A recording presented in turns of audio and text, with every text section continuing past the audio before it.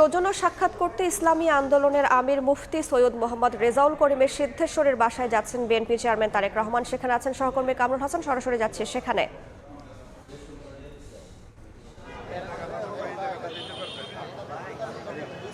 ইসলামী আন্দোলন বাংলাদেশের আমির মুফতি সৈয়দ রেজাউল করিমের সাথে সাক্ষাৎ করতে বিএনপির চেয়ারম্যান তারেক রহমান তার গুলশানস্থ যে বাসভবন, সেই বাসভবন থেকেই রওনা দিয়েছে। আমরা জানতে পেরেছি তিনি এখন গুলশান হয়ে এলিভেটেড এক্সপ্রেস হয়ে ঠিক সিদ্ধেশ্বরীতে যেই বাসভবনটি রয়েছে সেই বাসভবনে আসবেন।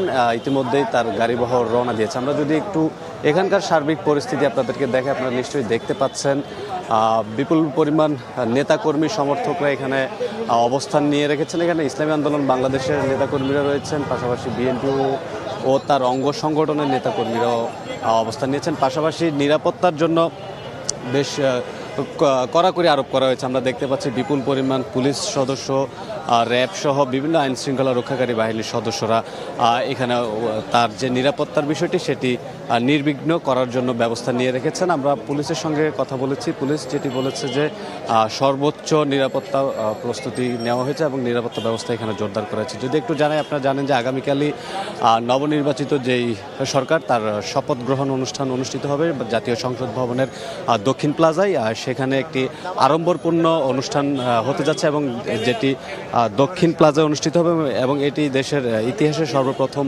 জাতীয় সংসদ ভবনের দক্ষিণ প্লাজায় এই ধরনের শপথ বাক্য পাঠ করানো অথবা শপথ গ্রহণ অনুষ্ঠান।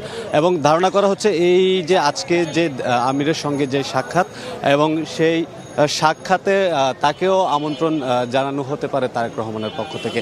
তো এই ছিল আমার কাছে এই মুহূর্তে সবশেষ তথ্য। নিশ্চয়ই পরবর্তীতে কোনো আপডেট থাকলে তা জানিয়ে দেব। সৌজন্য সাক্ষাৎ করতে ইসলামী আন্দোলনের আমির মুফতি সৈয়দ মোহাম্মদ রেজাউল করিমের সিদ্ধেশ্বরের বাসায় যাচ্ছেন বিএনপি চেয়ারম্যান তারেক রহমান।